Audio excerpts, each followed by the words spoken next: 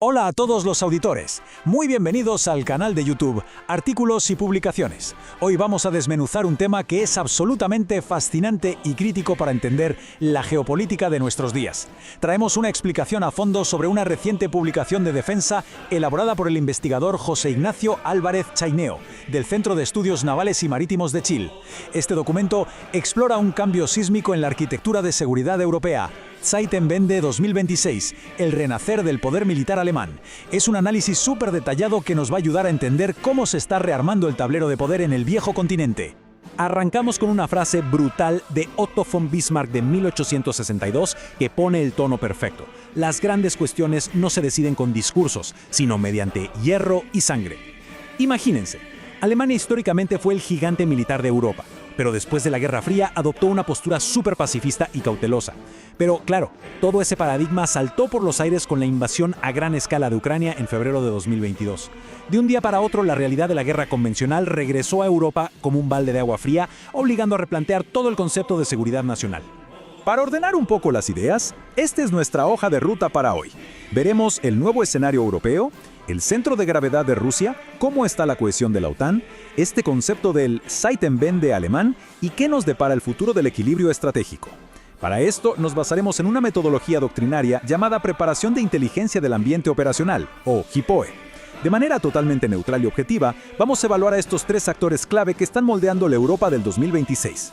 Empecemos con el punto 1, el nuevo escenario europeo. A ver, hoy en día la guerra ya no es solo trincheras y tanques. Estamos en pleno conflicto multidominio. Es decir, mientras hay un enfrentamiento en tierra, mar o aire, literalmente al mismo tiempo estamos viendo operaciones en el ciberespacio y guerras de información. Todo converge a la vez.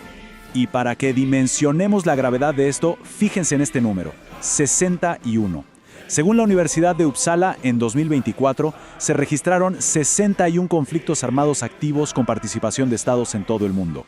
61 es la cifra más alta que se ha documentado desde 1946. Este dato nos dice a gritos que los mecanismos de seguridad y paz que teníamos desde el fin de la Guerra Fría se han ido desmoronando a gran velocidad. Bueno, para entender cómo se mueven los países en este caos, tenemos que definir un concepto central en el análisis que estamos revisando: el centro de gravedad o COG. Piénsenlo como el corazón que bombea la energía de una nación o una alianza. Es la fuente de poder principal que le da fuerza y ganas de pelear. Si le pegas a ese centro y colapsa, el actor pierde toda voluntad de seguir operando. Con esa idea en la cabeza, analicemos el mapa. Pasamos al punto 2, el centro de gravedad de Rusia. Y aquí es clave mantenernos 100% analíticos. Vamos a observar de forma muy objetiva y neutral cuáles son las capacidades reales y la postura rusa, tal y como lo detalla el documento, sin tomar ningún bando político. Desglosando los datos, el centro de gravedad ruso es básicamente su capacidad de aguantar y sostener una presión estratégica a largo plazo. Sus fortalezas son claras, combinan muchísima fuerza convencional con tácticas híbridas y obviamente su gigantesco arsenal nuclear. Pero ojo, que también tienen vulnerabilidades críticas. El análisis marca limitaciones fuertes en su mando y control, dolores de cabeza con la logística y, algo fundamental, no tienen una alianza militar formal e institucional como la OTAN. Dependen de apoyos externos que son pura transacción. Y hablando de alianzas, eso nos lleva al punto 3, la OTAN, que es el contrapeso natural en esta historia. Vamos a ver cuál es el centro estratégico de esta superalianza transatlántica. El centro de gravedad de la OTAN, ilustrado aquí, no es solo sumar cuántos tanques o tropas tienen entre todos. El verdadero músculo de la alianza es su cohesión política y la credibilidad de que realmente van a defenderse juntos.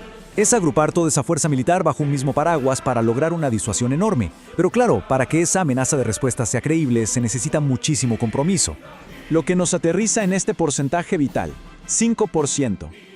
Pensando en la declaración de La Haya para 2025, la OTAN tiene en la mira una meta súper ambiciosa, que es destinar el 5% del Producto Interno Bruto de sus miembros al gasto en defensa para 2035. ¿Y por qué un salto tan agresivo? Por la fricción de quien paga la cuenta. Históricamente, Estados Unidos se ha cargado con casi todo el peso, y ahora exige a sus aliados europeos que se metan la mano al bolsillo y asuman la responsabilidad de su propia seguridad. Entonces, con este escenario de amenazas por todos lados, Rusia moviendo sus fichas y la OTAN exigiendo más presupuesto, llegamos al clímax de este análisis, la respuesta específica de Alemania. Pero un segundo, antes de meternos de lleno en la estrategia alemana, hacemos una brevísima pausa. Si este análisis les está resultando útil e interesante, los invitamos a suscribirse ahora mismo al canal de YouTube Artículos y Publicaciones. El apoyo de todos ustedes, nuestros auditores, es lo que nos permite seguir trayendo estas explicaciones geopolíticas así de estructuradas y profundas. ¡Sigamos! Retomando, hay una palabra que es el núcleo de todo esto: Zeitenwende. Este término empezó a sonar en 2022 y significa literalmente un cambio de era o un punto de inflexión. Marca el fin de esa Alemania que no quería saber nada con ejércitos grandes. Es una decisión estructural de reconstruir su poder militar convencional para volver a ser un pilar fuerte y proactivo dentro de Europa. Y no se equivoquen, la ambición de Berlín es masiva. Su estrategia militar para 2026 no es solo modernizar un par de helicópteros, apunta oficialmente a convertir a sus fuerzas armadas en el ejército convencional más robusto de toda Europa. Es un cambio total en las reglas del juego. Y hay un dato crucial que le está metiendo presión a esto. Se ha reportado la retirada de unos 5.000 soldados estadounidenses de territorio alemán. Como bien apunta el análisis, esto acelera una realidad innegable. Europa tiene que cortar un poco esa dependencia estructural con Washington. La ayuda estadounidense es fundamental, obvio, pero ya no se puede dar por sentada como algo ilimitado. Entonces, para llenar el vacío, las metas son altísimas. Apuntan a una fuerza de 460.000 efectivos y un crecimiento enorme invirtiendo en tecnología digital y pura inteligencia artificial para la defensa.